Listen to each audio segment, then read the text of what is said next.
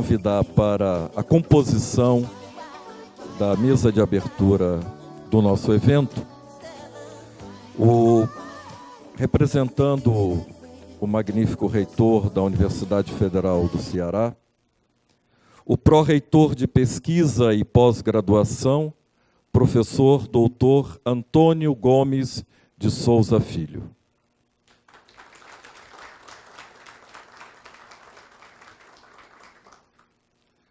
Gostaria igualmente de convidar o coordenador adjunto de programas profissionais da área de filosofia da CAPES, professor doutor Evanildo Kostesky.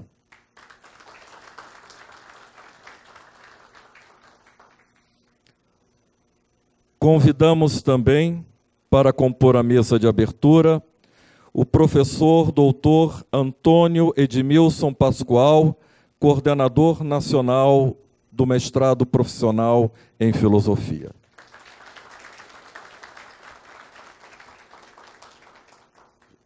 Por gentileza.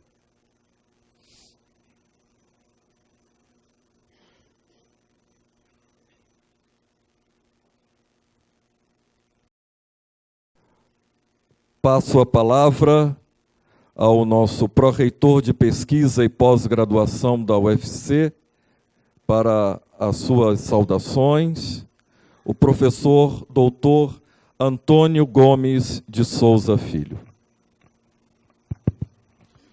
Bem, bom dia a todos, todas. Com muita satisfação que a gente está aqui representando a administração da Universidade Federal do Ceará e acolhendo, né, essa reunião de trabalho do grupo que integra esse mestrado tão importante, que é o Prof. Filo. Eu acho que, pegando um pouco o que falou o professor Zé Carlos, dado o simbolismo da derrota que a gente teve de ontem para hoje, de tantas derrotas que a gente tem tido no Brasil ultimamente, o simbolismo de ter mandado literalmente para o espaço, né, a nossa primeira instituição científica no Brasil, eu acho que a gente merece registrar um minuto de profundo silêncio antes da gente começar as nossas falas protocolares. Então, eu convido todos a realizar esse momento de profundo silêncio e de pé, porque o simbolismo do momento eu acho que exige. Bem, gente, então, gostaria de cumprimentar o professor Evanildo Kostesky e também o professor Edmilson Pascoal, que aqui divide a mesa comigo, e todos os demais presentes que representam as 17 instituições de todas as regiões do Brasil, né, aqui nesse evento. Eu acho que é sempre simbólico e muito importante grupos organizados em torno de uma iniciativa realizar esses momentos, né, para discutir face a face os desafios né, as realizações, principalmente, e aproveitar também, certamente, a gente como cientista sempre deve fazer isso, que é também aproveitar esses momentos para algumas autocríticas, né? A gente nunca pode também esquecer de que a gente faz parte do processo, e, eventualmente, algumas falhas do processo também têm nossa contribuição. Eu acho que o momento exige, né, muita responsabilidade da comunidade científica brasileira, porque a gente vive grandes turbulências, e algumas delas não são de hoje, e esse próprio episódio que a gente fez referência há pouco tempo faz parte desse processo, né? Isso não é uma coisa isso não aconteceu de ontem para hoje, né? Isso aconteceu dado um comportamento de sociedade, né? Não é só da classe política, mas dado um comportamento de sociedade que não valoriza a cultura, não valoriza a ciência, né? O Brasil parece que não quer minimamente, né, ser uma nação com um certo nível de civilidade. É uma nação que tem muita dificuldade em cultivar e apreciar é a visita a museus. Temos poucos e esses museus são poucos, o nível de visitação é muito baixo, muito baixo. Então,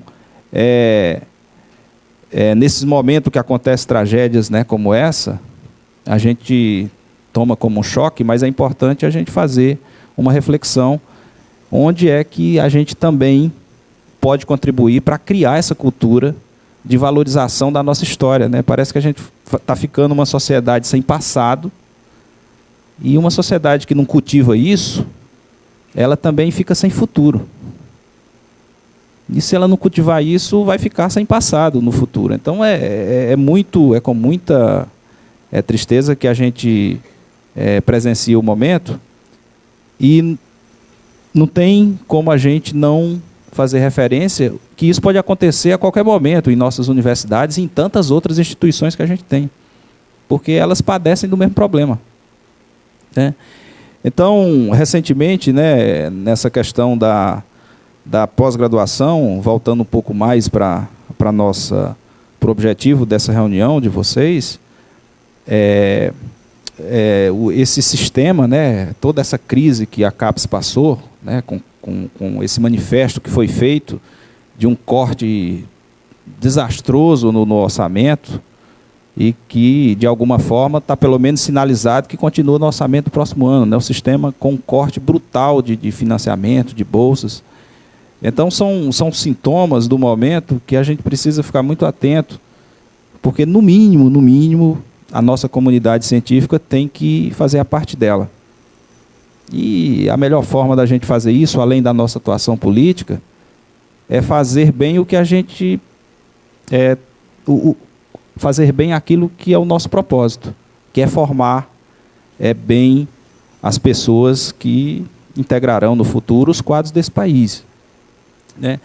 E no caso da filosofia em si, né, independente de ser um mestrado profissional ou acadêmico, isso é muito importante porque a nossa pós-graduação, ela está passando por discussões no momento, o nosso Sistema Nacional de Pós-Graduação, e a gente precisa realmente formar pensadores, né? Ou seja, sem formar pensadores, vai ser muito difícil o país sair, né, dessa coisa que parece não engrenar, porque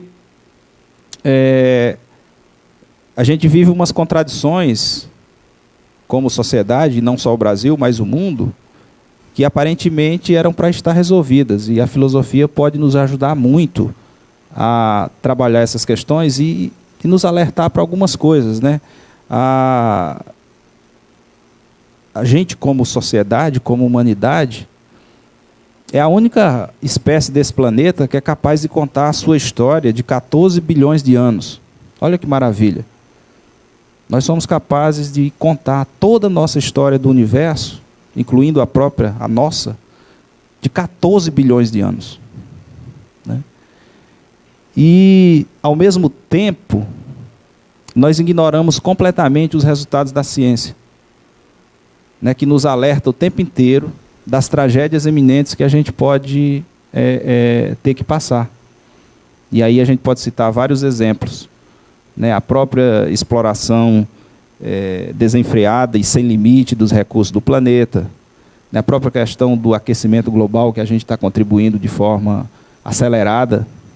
Mas assim, a gente ao mesmo tempo, né, um termo que se usa muito aqui no Ceará, a gente é tão sabido, né, para contar a nossa história de 14 bilhões de anos, e ao mesmo tempo tão ignorante de rejeitar a capacidade preditiva que a ciência tem em nos dizer que estamos indo para o abismo. Então, são reflexões que a gente pouco faz e que as nossas universidades, os ambientes universitários têm feito pouco, né? E a filosofia me parece ser, como foi no passado, sempre foi e sempre será, um espaço onde essas questões podem ser debatidas de forma muito profunda, né? Sem o superficialismo que a gente encontra em algumas outras áreas, que muitas vezes, norteada, empurrada pelo pragmatismo eminente, acaba deixando isso passar, né? Então, É com muita satisfação que a gente deseja, né, para vocês um profícuo encontro de compartilhamento de experiências, né, e que vocês possam, no final, né, ter compartilhado e elaborado alguma coisa, né, algum documento ou alguma prática ou assimilado alguma experiência que possa impactar de forma positiva a formação, né, dos egressos desse programa profissional, que tem um foco muito importante e que a gente não pode, em nenhum momento, deixar, né, que uma coisa sombreie a outra, no sentido de que é preciso que esse professor, que se beneficia desse curso, o ambiente da sala de aula que ele vai frequentar, seja impactado de forma muito positiva. Né? Se a gente não consegue fazer isso, essa iniciativa de todos os mestrados profissionais em rede, que tem como foco o professor, acaba perdendo, não deixa de ser importante, obviamente, mas acaba perdendo aquilo que poderia ser mais impactante. Né? E, ao mesmo tempo, o ambiente universitário, onde a pesquisa acaba se aprofundando, se apropria também desse ambiente lá da escola e usa isso como objetivo de pesquisa. Então, é uma parceria muito importante, onde a gente impacta as duas pontas, né? O instituto que faz a pesquisa e também a prática lá da sala de aula, onde você pode começar a formar esses pensadores que eu falava. Né? A nossa pós-graduação brasileira, ela evoluiu bastante, a gente não pode negar, mas ela tem desafios enormes, e, na minha opinião, em particular, um deles é formar mais pensadores e menos técnicos. Né? Eu acho que a gente foi demais para um lado e agora precisa dar uma equilibrada. Então, eu acho que eu termino por aqui, né, desejando um excelente trabalho e parabenizando, né, a capacidade de mobilização que vocês tiveram de ter essa sala cheia, né, dada todas as adversidades e dificuldades que a gente passa no momento. Então, bom trabalho a todos. E essas seriam minhas palavras. Então, passo.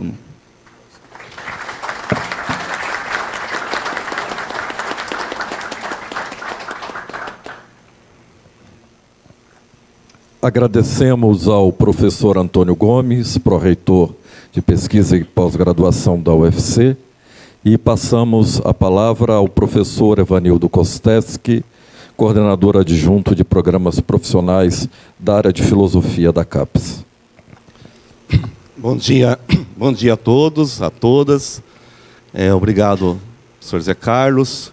Prazer estar aqui com vocês, recebê-los também aqui em Fortaleza, com o professor aqui Edmilson, professor Gomes. Queria dizer que a área de filosofia, eu sou coordenador adjunto, falei ontem com o Nitamar, professor Nitamar, lá da PUC do Rio Grande do Sul, que é o coordenador da área, coordenador geral da área. E ele disse para transmitir para vocês que a área está muito contente, muito aberta para os mestrados profissionais, para o Prof. Filo, para o desafio que vamos ter agora, talvez, no futuro, né? A respeito de um doutorado profissional também. Outras áreas já estão se preparando, já tem a PCNs, né? Então, algo que a gente também pode vislumbrar no futuro também. Então, é uma discussão, obviamente, existe também dúvidas da academia, nossos colegas também, a respeito, eu diria, não tanto do mestrado profissional, que ele já está consolidado, né, já desde do ano 2000, mas com esse desafio do doutorado profissional, de fato, algumas dúvidas estão surgindo. Aí o professor Nitamar disse que essa discussão ela é importante, que a gente já faça, que a gente comece a discutir. Ele disse que na ANPOF também teremos oportunidades para discutir, né? E que o nosso trabalho, enquanto Prof. Filo, né, pode, de fato, dar uma orientação e dar uma justificação, né, uma justificativa para que a gente possa avançar nesse campo também, né, progredir, tanto do ponto de vista também, quantitativo, né, já que também a gente espera uma ampliação do ponto de vista dos núcleos do mestrado, mas também verticalmente, no futuro, conseguindo aí a nota 4, né, um desafio do quadriênio, a gente também possa vislumbrar esse doutorado, né? É um desafio, como foi dito, né, um desafio tanto para os alunos, né, para os mestrandos, vocês mestrandos das escolas, falando agora a respeito do Prof. Filo, né, ou dos mestrados profissionais voltados à formação de professores, e um desafio também para a academia, né, para essa famosa união, né, relação universidade-escolas, né, que a gente fala muito, mas na prática a gente sabe das dificuldades, né, de fato efetivar esse trabalho, né. O PIBID ele fez isso, né, deve continuar fazendo, e agora esse desafio nosso já, que é uma realidade, é dos profs, no caso, o Prof. Filo, né.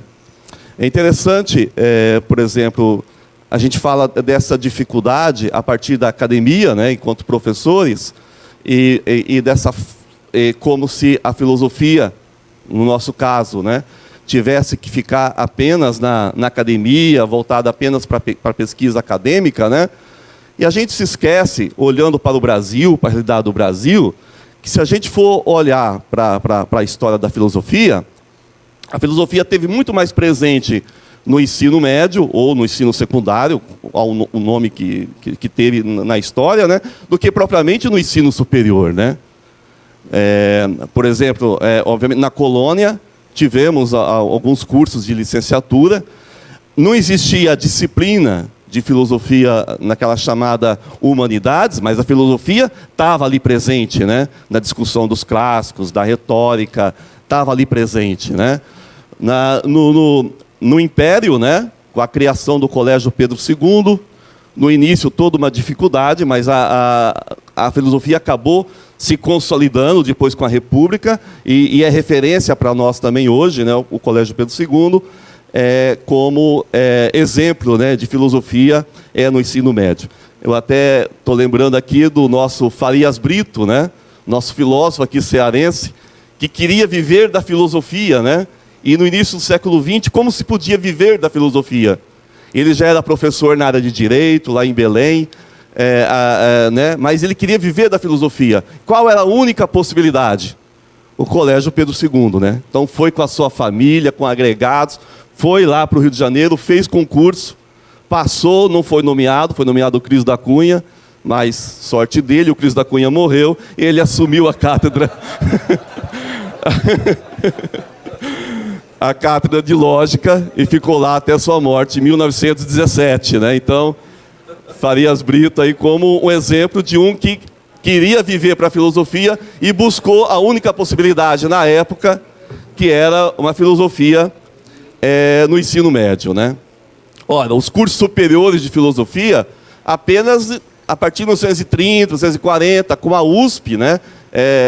E depois as PUCs, e a Federal depois do Rio de Janeiro, que foram implantados. Quer dizer, se a gente for olhar para a história, então, tivemos muito mais tempo de uma filosofia presente nos chamados estudos secundários, do que propriamente no ensino superior, né?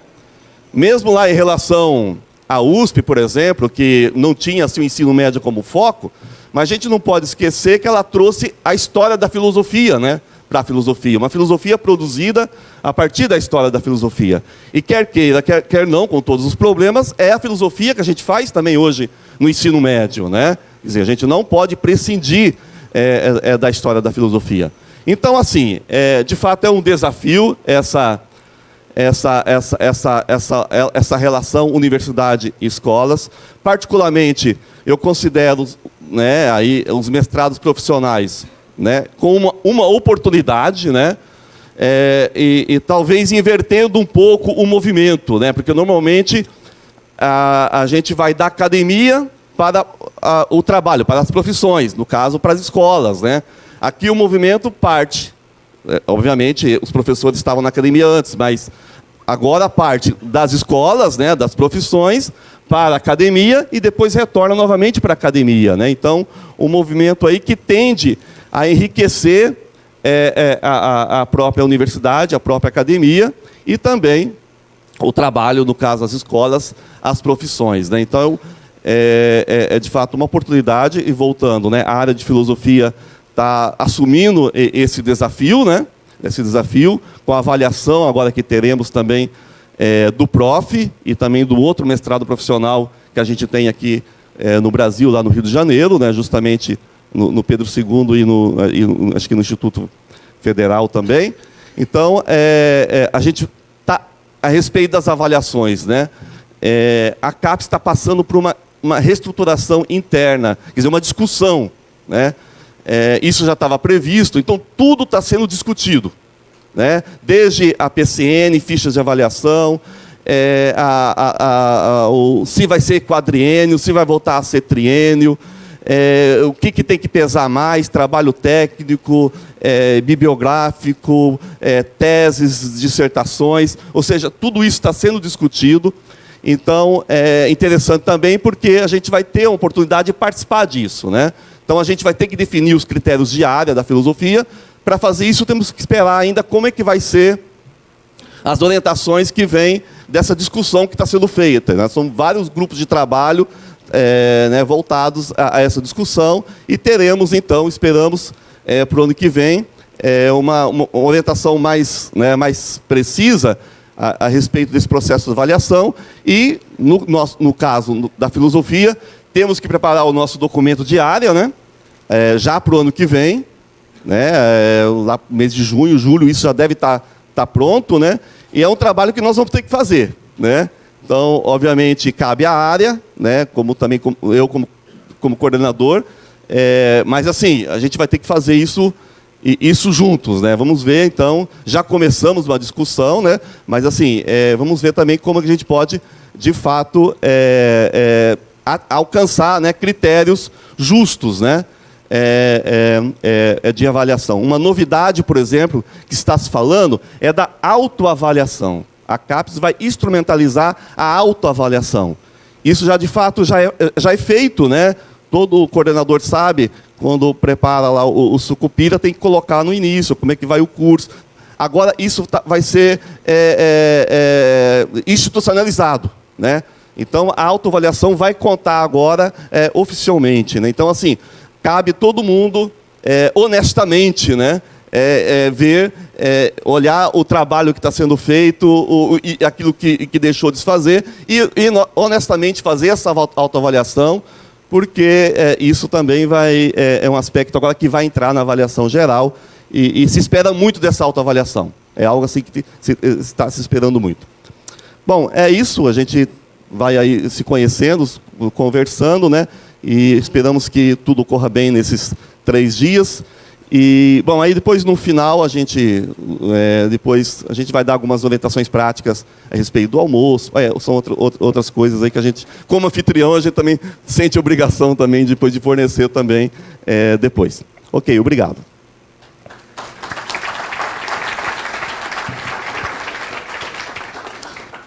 Agradecemos ao professor Evanildo e passamos agora a palavra ao coordenador nacional do mestrado profissional em filosofia, professor Edmilson.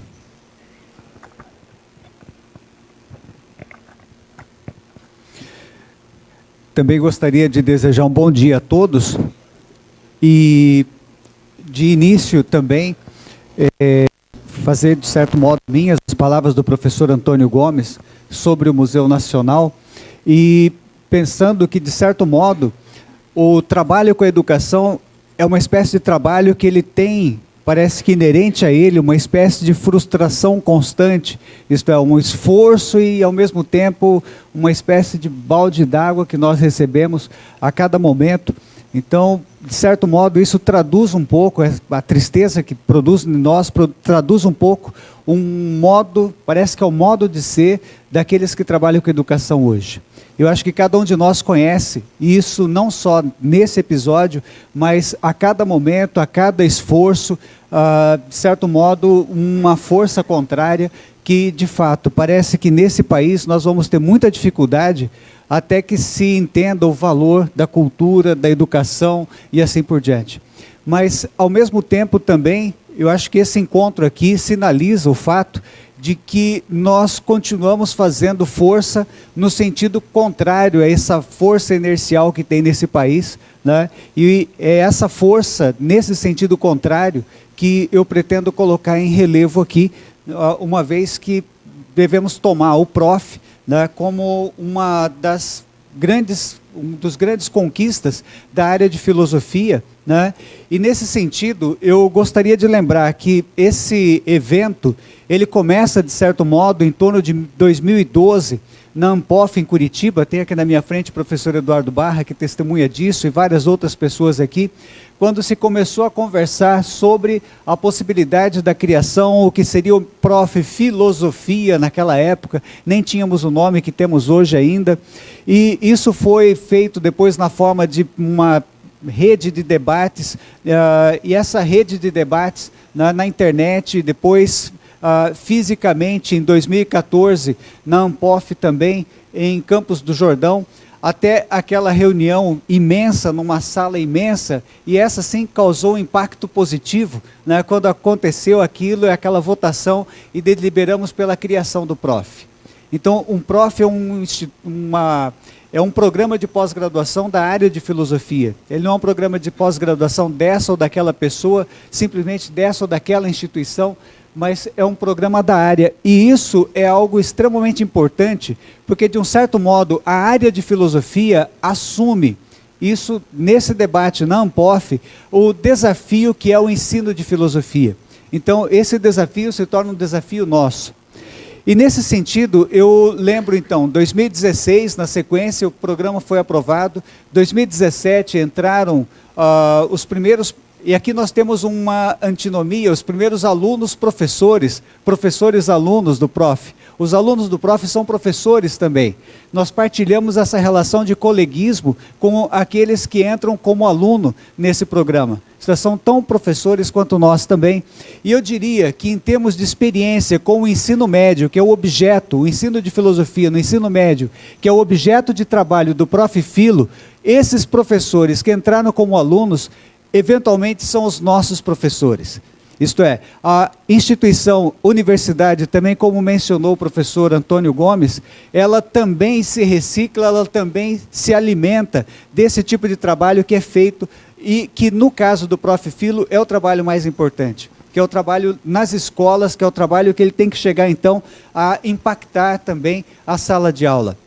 E nesse sentido, inclusive, aproveitando o que o professor Evanildo falou, né, e já aproveito para corrigir o meu protocolo, que não agradeci de início, né, a organização do evento ao professor Evanildo, a recepção ao professor Antônio Gomes. Eu lembro, então, que hoje o Prof. Filo, ele é avaliado não só pela DAV, pela Diretoria de Avaliação da CAPES, mas ele é avaliado também pela DED. Eu acho que o nosso programa é o único programa que tem 2 olhares avaliadores sobre ele. No caso da DED, por exemplo, o modo como eles avaliam os programas, isto é, a DED, a Diretoria de Educação à Distância, é quem financia o PROF, né? Por exemplo, todo o evento que está acontecendo hoje é o financiamento que nós recebemos da DED. E o modo como eles pretendem nos avaliar, que provavelmente vai começar o ano que vem, é enviando comissões da DED nas escolas onde tem alunos dos professores do Prof. Filo. Eu acho que, nesse sentido, acho que isso ressalta, mais uma vez, o outro lado do nosso programa. Isto é, por um lado, nós arejamos a universidade com a presença desses debates. E, por outro lado, de fato, o nosso programa, ele cumpre uma missão de impactar, de fato, retomando aqui as palavras do professor Antônio Gomes, impactar a sala de aula, de certo modo, atingir a sala de aula. Se isso não acontecer, não tem sentido nós estarmos aqui. Se isso não acontecer, não tem sentido todo o nosso debate, não tem sentido tudo aquilo que nós fazemos. Então, esse eu acho que é o primeiro ponto importante. E enquanto um programa que vai se fazendo e vai fazendo esse movimento de aprender aquilo que está fazendo, conhecer o seu próprio objeto, enquanto vai se construindo, eu acredito que nós estamos numa fase agora de, eu diria, de consolidação. Esse evento, ele deve mostrar aquilo que nós somos.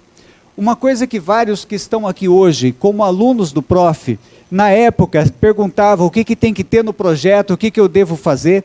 Nós esperamos que agora, com esse evento, que está sendo filmado, vai ser postado depois na página do Prof, isto é, as pessoas que fizeram as primeiras perguntas do que deve ser a nossa pesquisa, são exatamente as pessoas que agora vão responder para outros que vêm depois, como que deve ser essa pesquisa. Isto é, nós começamos a ganhar uma identidade que ela se cria no próprio processo que nós vamos nos fazendo. Isso porque o Prof é algo absolutamente novo na área de filosofia. E eu diria que ele é absolutamente novo também na área de educação, uma vez que ele abre essa possibilidade do diálogo, dessa correlação de fato entre teoria e prática, entre o chão da escola e a universidade e assim por diante. Bem, na sequência, aquilo que nós fomos, aquilo que nós somos e para onde nós vamos agora. Nós temos desafios, como também o professor Evanildo falou, talvez muito cedo ainda para nós falarmos essas palavras aqui, mas nós temos desafios como, por exemplo, o doutorado profissional no futuro. Reparem, se nós falarmos a palavra doutorado profissional, provavelmente isso vai acontecer no encontro da Ampof daqui a 2 meses, isso deve causar um calafrio na área de filosofia. Imagine que o nosso programa deverá ter uma formação de algo em torno de 200 doutores, se isso acontecer, numa formatura, em um ano. Ou seja, a presença do Prof, esse trabalho que nós estamos fazendo, ele não chega como algo que não tem presença na filosofia como um todo. Hoje nós já temos uma presença imensa. A própria Ampof Ensino Médio, que em 2012 deu início aos debates sobre o ensino de filosofia, perdão, não sobre o ensino de filosofia, mas o debate que depois abriu a discussão sobre o Prof, esse ano tem 40 trabalhos que serão apresentados. Isto é, 40 trabalhos que foram selecionados de um tanto que dava mais do que o dobro disso. Quem organizou, quem trabalhou na Ampof Ensino Médio em anos anteriores, sabe que a dimensão era muito menor. Além disso, são mais de 150 trabalhos sobre ensino de filosofia que estão espalhados nas várias mesas da Ampof. Ou seja, o Prof hoje existe, o debate sobre filosofia existe e ele não pede licença na área de filosofia, ele está presente, ele é uma realidade. Eu acho que isso areja a universidade, isso deve ter um efeito lá na escola, e isso também eu acho que refaz o próprio percurso da área de filosofia hoje, que, como diz o Evanildo, começa pelo ensino médio, de certo modo é captado pela universidade e hoje reivindica um espaço diferenciado em relação a um discurso acadêmico que, de um certo modo, toma a filosofia. Bom, eu gostaria então de dizer que nós temos esses desafios, provavelmente para o ano que vem, os núcleos do Prof devem ser ampliados, nós devemos ter outros núcleos. Essa semana eu não gosto de responder os debates que aparecem na página do Prof no Facebook, mas essa semana eu respondi um que insistentemente dizia, estão abrindo vagas e nenhuma vaga na Bahia. Né? Eu não suportei, eu fui lá e escrevi, o ano que vem deve ter um núcleo, se tudo der certo, na Bahia. Isto é, o Prof precisa crescer. Nós não podemos pensar que nós vamos trabalhar com ensino de filosofia em alguns estados privilegiados, mas isso é um movimento que deve crescer e deve ser ainda mais importante para uma área que também está aprendendo a sua identidade. Não só enquanto ensino, no ensino médio, mas enquanto área como um todo. Bom, nesse sentido, eu acho que essas são as minhas palavras. Eu gostaria de já começar também falando alguma coisa prática. Na sequência, o professor Alexandre vai coordenar a mesa de apresentações e algumas pessoas já me perguntaram sobre os tickets do voo, da vinda para cá. Esse material, o ticket, ele deve ser entregue a princípio para o coordenador de cada núcleo. No final, esses tickets devem chegar para a Luana. Então, cada coordenador depois vê o modo como fará a entrega dos tickets à Luana. As questões práticas, no entanto, nós vamos conversando na sequência e vamos resolvendo na sequência. Muito obrigado a todos pela presença, muito obrigado a todos pela disposição e obrigado às pessoas aqui da Universidade Federal do Ceará pela acolhida e pelo belo evento que organizaram para nós aqui. Muito obrigado.